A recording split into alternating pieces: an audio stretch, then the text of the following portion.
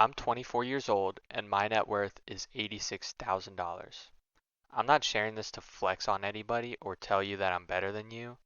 There are plenty of others my age that are making more money and have much higher net worth than I do. I just feel that it's extremely important to share money habits with everyone and, learn from each other, especially in this economy. So let's talk about how I accrued this $86,000 net worth. My primary and only source of income as of now is my software engineering job. I got this job straight out of college. It signed on for $85,000 a year, and my sign on bonus was $5,000. I work at a defense company as an embedded software engineer. Around the 1 year mark, I got a couple of raises to $91,000, so $6,000 increase. Then around the 2 year mark, which I recently passed around 6 months ago, I increased to $102,000 per year. My main goal right now is to increase my income by doing side hustles. My main side hustle right now is my master's degree. I'm pursuing my master's degree at Georgia Tech Online Masters in Computer Science. Some of you might argue that this isn't a side hustle, but I think that it's going to pay off in the long run. Once I get my master's degree, this will increase my income and effectively give me 2 more years of experience, essentially giving me a promotion. Now I'm going to give you a breakdown of my net worth. As you can see on screen, as of December 2025, I have $2,291 in my checkings account and $6,184 in my high yield savings account. I like to keep a large amount of money in my checkings account just so that I don't have to worry on a day-to-day basis of can I afford this or that. It's probably not optimal, but I enjoy not having the mental stress. As for my high yield savings account, I accrue 3.5% interest per year on this account. I don't like to have too much money in this account just because I have a stable job. I'm not going to get fired anytime soon. Usually my company doesn't do layoffs, so I prefer to put this money to other use like gaining a higher interest rate in the market compared to a 3.5% interest rate, which is barely beating inflation nowadays. Moving on, the heavy hitter is my retirement account. As you can see on screen, my two retirement accounts total to $57,064. I've maxed out my Roth IRA for 2 years in a row now, so now it totals to $17,393. This is 100% in the S&P 500. My 401k is the heavy hitter of my retirement account. It totals to $39,671. I contribute 11% of my paycheck to this account, and my company matches 6%. This totals to 17% of my paycheck is getting automatically added to my 401k.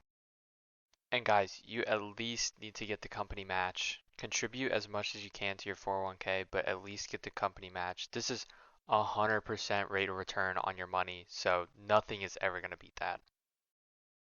Anyways, breaking down my 401k, I have 67% allocated to the 2065 retirement path. If you're not familiar with this, it's just an actively managed account that is targeted towards the 2065 retirees, which I aim to retire by 2065, hopefully way earlier. So anyways, 67% of my 401k is targeted towards the 2065 retirement path, and then 7% is allocated towards my company stock, and then 27% of this 401k is allocated towards the US Equity Index Fund. This is basically just the S&P 500. Okay, moving on. So my retirement account is a heavy hitter, $57,064. And then I have a brokerage account that I contribute to. This is totaling to $20,800, of which 33% is allocated towards Bitcoin and 66% is allocated towards the S&P 500. As you can tell, I'm a big proponent of the S&P 500, and also I like to just diversify a little bit and have some crypto. I kind of believe in this in the future, I might try to create some future videos on Bitcoin because as you can tell right now in the market, inflation is absolutely insane and it only keeps going up. The whole point of Bitcoin is to remove inflation from the equation. I mean, you can never have more than 21 million Bitcoins. You can't just print one out of thin air, unlike you can with government money. So that brings my net worth to a grand total of $86,339. So that about covers my net worth. I don't factor into account my car because I'm going to run that into the ground. I'm not going to sell that. And if I do sell it, it will be probably for $1,000 in 5 to 10 years. I also don't own a home. I rent. I don't even know if I'm going to be able to get a house anytime soon, but maybe I'll take from my taxable brokerage account and use this as a down payment for my home. Let me know in the comments if this is a sound option or not. My strategy right now for, increasing my net worth is to focus on myself and my investments first. Every 2 weeks, $2,400 hits my account and I automatically invest $1,000 into whatever it be. Right now I'm trying to increase my savings account, but in the future, if I hit the 10,000 mark in my savings account, I'm going to start contributing to my taxable brokerage. Or in 2026, I'm going to start contributing to my Roth IRA to the $7,500 limit. So yeah, $2,400 hits my account every 2 weeks, and automatically 1,000 of that is going away. I can't touch it. This is the mindset that I like to have. I know it's not probably optimal. If I really wanted to be optimal, I could do a $0 based budget, but I'm lazy and I don't want to do that. I would say that my biggest mistake was not investing earlier. When I first started my job, I was living at home, saving probably 80% of my paycheck, which is absolutely insane.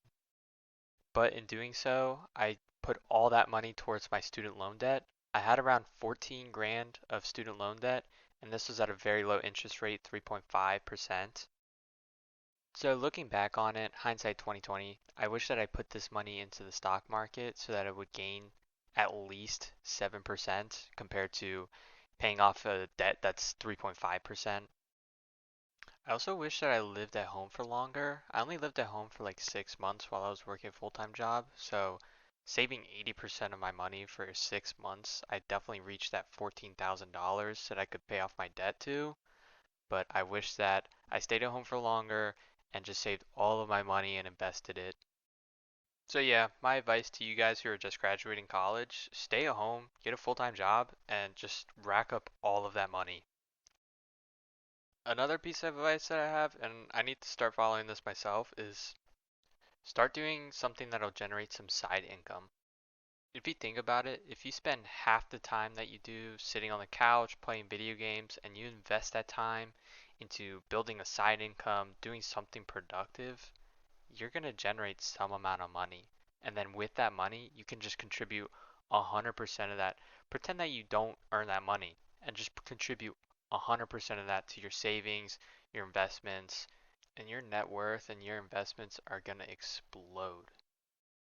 So yeah, that's kind of my thought process behind this whole YouTube channel actually. I kind of want to start using it to just voice out my thoughts and also generate some side income hopefully one day. Yeah, that's about it. If you made it this far, thank you. Feel free to share your comments down below and see ya.